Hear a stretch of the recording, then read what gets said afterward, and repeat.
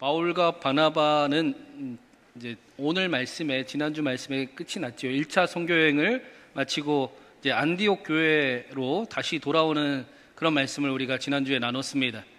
그리고 안디옥 교회에 이제 돌아와서 오늘 제가 일부러 14장부터 마지막부터 읽었는데 27절의 말씀을 보니까 하나님이 하셨던 일들, 1차 선교여행에 하나님이 함께 하셨던 일들을 보고를 합니다. 1차 선교여행 보고를 하는 장면이 나오는 거죠. 27절 말씀에 중요한 표현이 나와요. 바울과 바나바는 그 일 모두가 하나님이 함께 행하신 모든 일이라고 보고를 했습니다. 자신들이 한 일이 아니었습니다. 자신들의 능력도 아니었습니다. 하나님이 함께 하신 일이었습니다. 모든 이적과 표적과 놀라운 역사가 하나님이 자신들과 함께 하셔서 나타내신 일들이었다라고 고백을 합니다. 이게 복음입니다. 하나님께서 아들 예수 그리스도를 우리에게 내어주시면서 저와 여러분이 하나님과 함께하는 인생이 되게 하셨습니다. 하나님과 함께하는 인생에 능력이 있기 때문입니다. 하나님을 알고 하나님을 경험하고 하나님을 더 알아가는 그 연합의 삶에 복음이 들어있기 때문입니다. 그래서 예수님께서도 기도하실 때 그냥 허공을 향해 기도하지 않으셨지요. 예수님은 하나님께서 내 아버지다라고 고백을 하고 하늘을 우러러 하나님께 기도하셨습니다. 내 기도를 하나님께서 듣고 계시고 하나님이 내 기도에 상관하고 계시고 내 기도를 하나님이 어떻게 생각하시는지 하나님의 뜻을 알기를 원하며 그 뜻을 하나님이 실제로 이루어 가시는 삶을 예수님이 살아가셨던 것입니다. 그런데 놀라운 사실은 우리의 이 믿음의 고백에 우리가 아멘을 하면서도 우리는 너무나 쉽게 다시 나를 믿는 믿음으로 돌아가 버린다라는 것입니다. 여러분, 하나님이 저와 여러분을 사랑하십니다. 하나님이 우리를 축복하십니다. 하나님이 우리를 책임지십니다. 하나님이 우리를 통해 하나님의 일을 이루실 것입니다. 아멘하고 또다시 그 일들이 다 내 일이 되어버립니다. 이상한 습관을 우리는 가지고 있습니다. 그런데 믿음은 하나님을 바라보는 겁니다. 그 일을 행하실 하나님을 바라보는 것이 믿음입니다. 그게 기독교 신앙입니다. 자격이 필요합니까? 조건이 있어야 됩니까? 부족함과 죄됨을 해결을 해야 됩니까? 예수님께서 십자가 위에서 다 이루셨다라고 말씀하셨습니다. 예수님을 통해 우리는 하나님을 확신하고 하나님과 함께하는 삶을 살아가는 것입니다. 그게 믿음입니다. 예수님께서 다 이루셨으니 예수님을 믿고 예수님을 하나님의 사랑을 확신하고 이제부터는 하나님을 기대하는 삶을 살아가라 라고 말씀하시는 것입니다. 그런데 이게 아멘은 사실은 하지만 쉽지 않음을 우리가 잘 알고 있죠. 오늘 말씀에 안디옥 교회에도 똑같은 일이 일어나고 있습니다.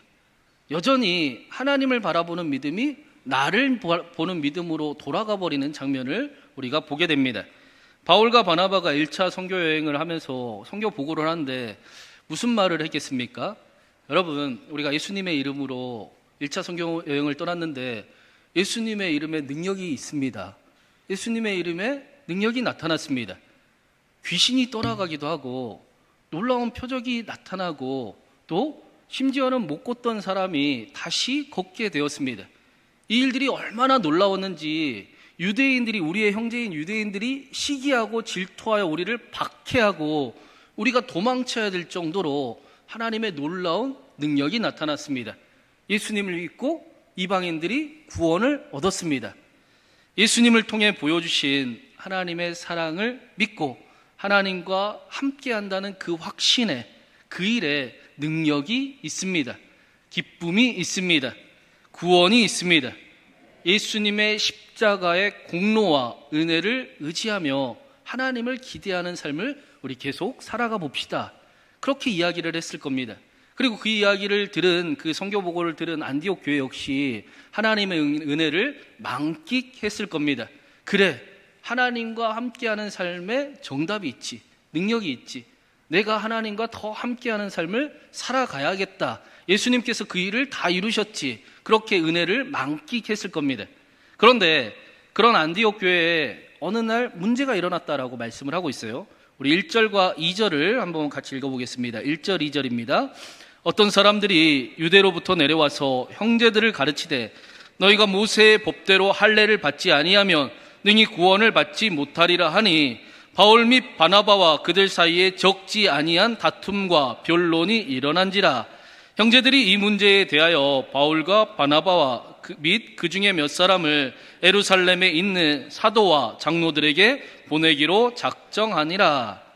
어느 날 유대에서 어떤 사람들이 내려왔는데 그들이 이야기하기를, 안디옥 형제들에게 가르치기를, 너희가 모세의 법대로 할례를 행하지 않으면 절대로 구원을 받지 못한다라고 이야기를 했습니다.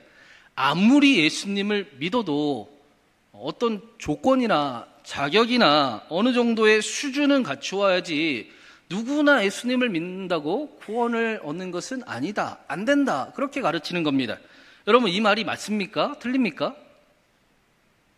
이 말이 어렵습니까? 여러분, 틀립니다.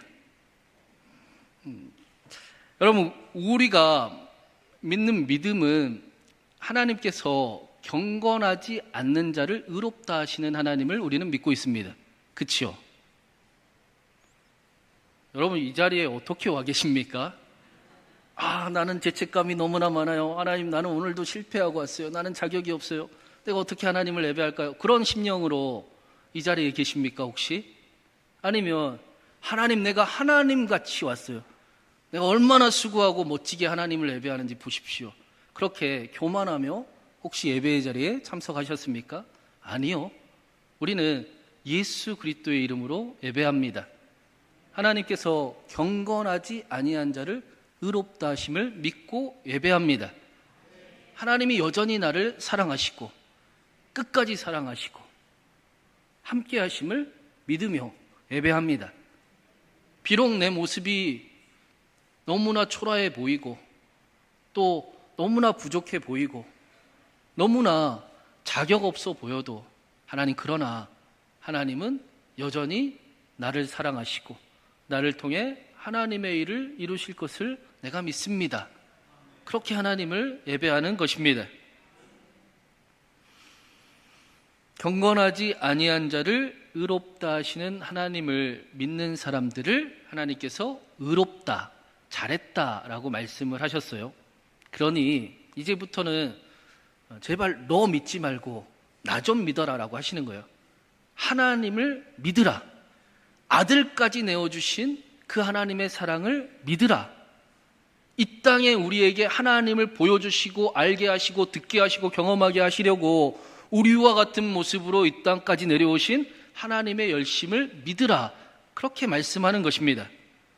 그러나 구원의 자격이 필요하다라는 일은 사실은 쉽지 않음을 우리도 알고 있습니다. 2절 말씀에 보니까 바울과 바나바가 그들과 적지 아니한 다툼과 변론이 있었다라고 말씀을 해요. 이 다툼이 폭동, 반란이라는 단어입니다. 변론은 깊이 조사하다, 그것을 취조하다, 논쟁하다, 그런 뜻이에요.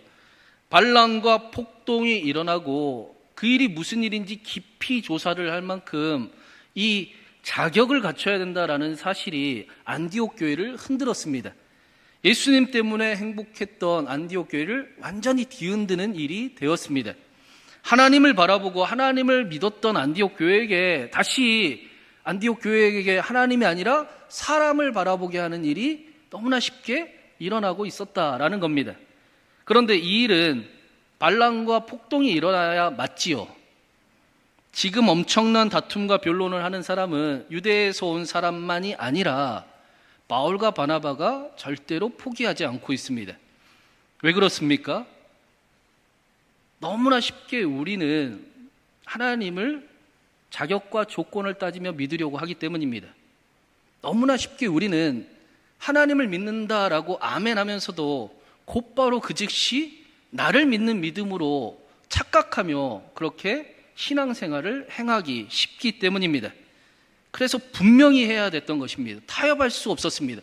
폭동과 반란이 일어나야 했습니다. 여러분, 다시 한번 묻겠습니다. 이 자리에 온 그 믿음이 하나님을 믿는 믿음입니까? 여러분을 믿는 믿음입니까? 왜 뒤에가 이렇게 슉 자신이 없이 들어가나요?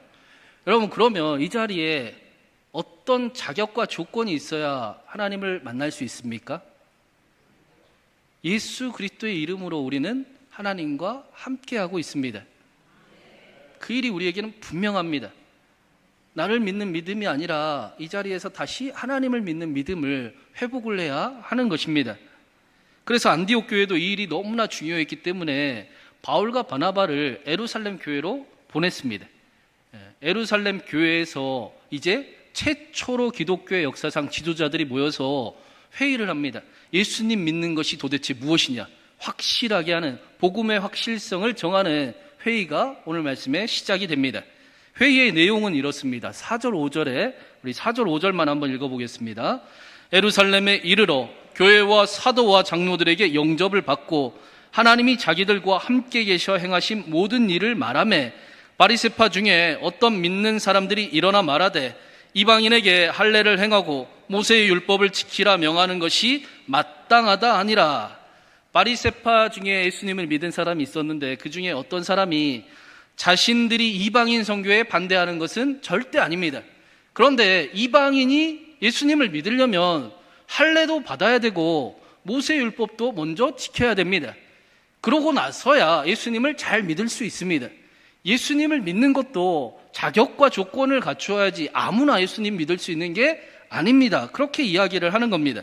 여러분, 예수님을 믿으려면 할례를 다 받아야 됩니다. 할례 받으실 겁니까? 아멘 하지 마세요. 저는 그 얘기가 아니에요. 예수님을 믿으려면 우리의 모든 과거의 잘못된 습관을 버리고 모세의 율법을 다 지키고 예수님을 믿어야 합니다. 그래야 교회에 나올 수 있습니다. 여러분, 이게 말이 되는 이야기입니까? 말이 안 되는 이야기입니다. 이렇게 이야기하면 안 되는 겁니다. 그런데 이게 사실 먼 나라의 이야기만은 사실은 아닙니다. 누구나 우리 교회에 나오는 것을 우리는 환영합니다. 그렇죠? 그러나 교회에 오면 반드시 우리의 방식대로, 우리의 그 신앙의 결대로 우리하고 똑같이 신앙생활을 해야 합니다.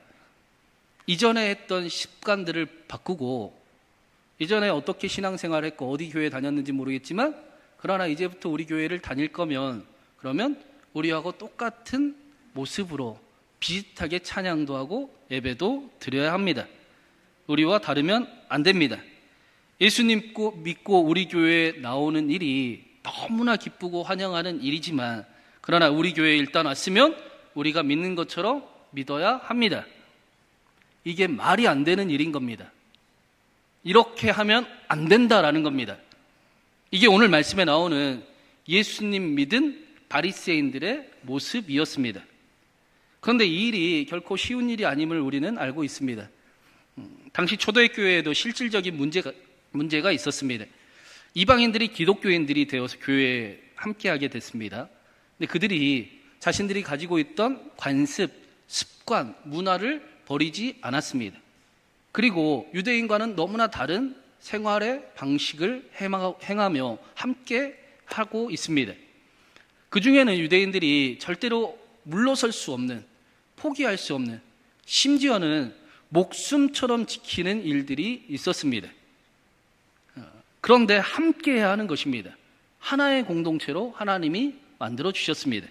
그래서 유대인들은 지금까지 자신들의 존재 자체라고 여겼던, 생명보다 소중하게 여겼던 율법과 할례를 내려놓아야 하는 그런 신앙의 큰 변화 앞에 서 있는 것입니다. 이방인들의 회심을 인정해 주는 것과 동시에 너무나 다른 사람들이 우리 공동체 안에 있는데 우리가 어떻게 함께 하나가 될 것인가? 우리가 어떻게 함께 공동체를 이루어 갈 것인가? 어떻게 함께 살아갈 수 있는가라는 실질적인 고민이 이 예루살렘 회의에 함께 하고 있었던 것입니다.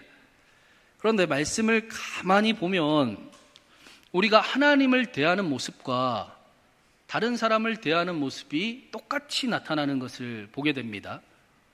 하나님께 대하여 자격과 조건이 있어야 된다라고 여기는 사람들은 다른 사람을 향해서도 자격을 갖추라고 하고 조건을 따지며 그렇게 대합니다.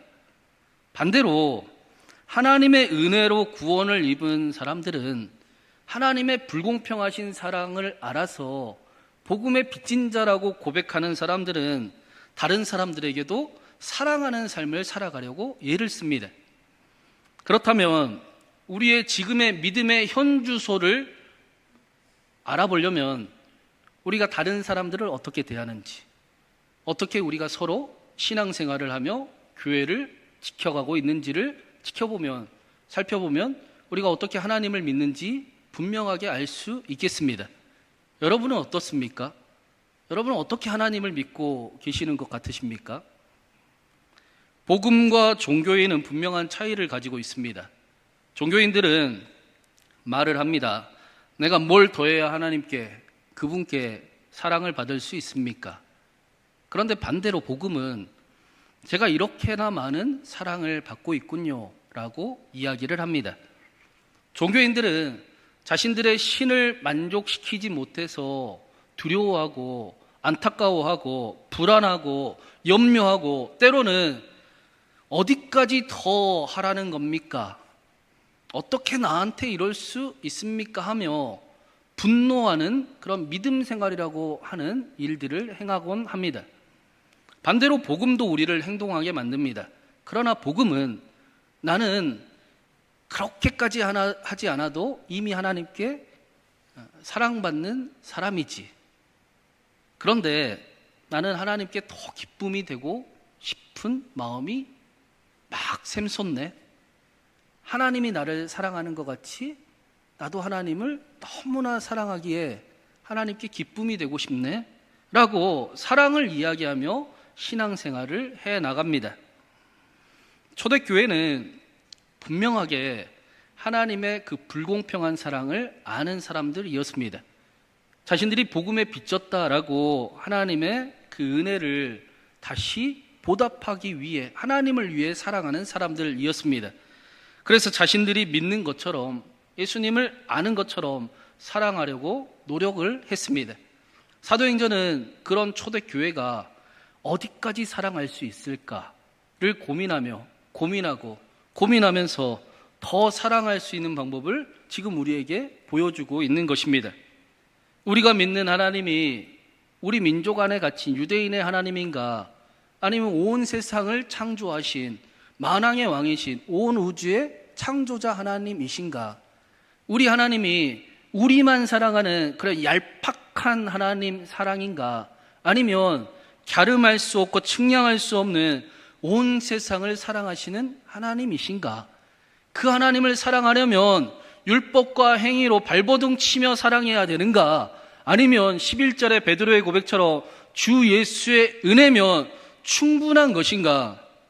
초대교회는 자신들이 하나님의 사랑을 아는 만큼 하나님의 사랑을 경험한 대로 사랑할 수 없는 문제들 앞에 어떻게 사랑하지? 라고 고민하고 방법을 찾아가던 곳이었던 것입니다. 초대교회의 선택은 사랑하느냐 사랑하지 않느냐가 아니라 우리가 어떻게 사랑할 수 있느냐, 그 방법을 찾는 일이 초대교회의 선택이었습니다. 분명히 내가 하나님의 사랑을 아는데, 나는 그 사랑을 아는 사람인데 내가 어디까지 사랑할 수 있을까? 하나님이 나를 위해 십자가에 달려 죽으셨는데 그 사랑이 분명히 내 안에 여기 여전히 남아있는데 우리는 어디까지 사랑할 수 있을까? 고민하고 사랑하기를 애쓰는 곳이 바로 초대교회였습니다. 우리가 사는 이 세상은 우리에게 자격과 조건과 행위를 가지고 구별을 시키곤 하지요. 그래서 우리도 사람들을 대할 때 조건들을 대하고, 그가 학력이 어떠하고, 그가 직업이 어떠하고, 그가 재력이 어떠한지에 따라서 사람의 높고 낮음을 구별을 하고 나와 함께 할 수 있는 사람, 나랑은 상종하지 못할 사람을 판단하기도 합니다. 그래서 우리도 마치 우리가 자격과 조건을 갖추기 위해 태어난 사람처럼 살아가곤 했습니다. 예를 쓰며 길을 쓰며 그 자격을 갖추려고 조금 더 높은 자리에 차지해 보려고 그렇게 예 쓰는 삶을 살아갔습니다. 다른 사람을 대할 때도 차별의 시선을 가지고 너는 나하고 함께 할 수 있는 사람, 너는 나하고는 절대 함께 할 수 없는 사람, 그렇게 차별하며 바라보고 살아갈 때도 많았습니다. 그런데 그래서 여러분 행복하셨습니까? 이러한 삶은 절대로 복되지도 않고 행복하지도 않고 안정하지도 않고 평안하지도 않음을 우리는 잘 알고 있습니다. 오히려 패배감을 안겨주고 끊임없이 수고하게 하고 끊임없이 힘겹게 하는 경험만 더 늘어가게 할 뿐입니다. 그런데 그런 세상 속에 하나님께서 자신의 나라를 가지고 오셨습니다. 하나님의 나라를 가지고 오셨습니다. 그래서 그 나라는 예수 그리스도의 은혜가 다스리는 나라, 예수 그리스도의 사랑이, 하나님의 사랑이 다스리는 나라, 왕노릇하는 나라를 우리에게 보여주셨습니다. 자격과 조건을 그렇게 따지던 인생들에게 아니, 하나님의 은혜가 먼저이고 그 사랑이 충분히 임했다라고 우리에게 알려주셨습니다. 그래서 욕망의 종이던 사람들이 하나님의 종이 되는 삶을 살아가게 하시고, 세상의 화려함을 좋아하던 종된 삶을 자처하던 사람들이 다른 사람 보기에 기대와 눈치를 보며 마치 종과 같이 살아갔던 사람들이 이제는 아니, 나는 하나님의 말도 안 되는 사랑을 받은 사람이다, 나는 하나님의 자녀다라는 삶을 살아가게 하셨습니다. 예수 그리스도 안에서 저와 여러분이 누구인지, 어떤 존재인지, 얼마나 사랑을 받고 있는지, 얼마나 존귀한 인생들인지를 깨닫게 하시고 살아가게 하신 것입니다. 오늘 말씀에도 그러한 삶을 실제로 살아가고 있는 사람이 나옵니다. 우리 마지막으로 3절 말씀 한번 읽어보겠습니다. 3절입니다. 그들이 교회의 존송을 받고 베느게와 사마리아로 다니며 이방인들이 주께 돌아온 일을 말하여 형제들을 다 크게 기쁘게 하더라. 안디옥 교회는 지금 복음의 확실성을 위해서 바나바와 바울을 예루살렘 교회로 보냈습니다. 안디옥 교회에도 매우 중요한 일이었고 이방인의 사도다라고 불리는 바울에게도 이 일은 굉장히 중요한 일이었습니다. 그런데 바울은 안디옥 교회에서 예루살렘으로 가는데 그냥 가지 않았습니다.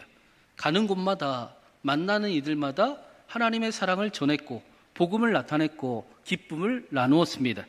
마치 이제부터는 복음을 전하는 사람이 되어버린 것처럼, 이제부터는 하나님의 사랑을 나누는 사람이 되어버린 것처럼, 이제부터는 기쁨을 나누는 사람이 되어버린 것처럼 바울이 살아가고 있었다라는 것입니다. 바울에게 복음의 확실성을 세우는 교리 논쟁도 중요했지만 더 중요한 것은 복음으로 살아가는 것이었습니다. 아멘 하는 것도 중요하지만 아멘 한 대로 살아가는 것은 바울에게 훨씬 더 중요한 삶이었습니다. 여러분, 우리가 무엇에 아멘을 합니까? 하나님이 저와 여러분을 사랑하십니다. 하나님이 우리와 함께 하십니다. 하나님이 우리를 책임지십니다. 하나님과 함께하는 삶에 능력이 있습니다. 그러니 하나님을 믿으십시오. 아들까지 내어주신 하나님을 믿으십시오.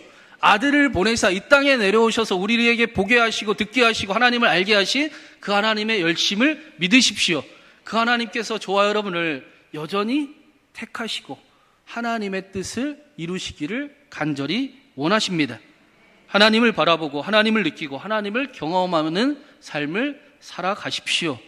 여러분은 존귀한 사람들입니다.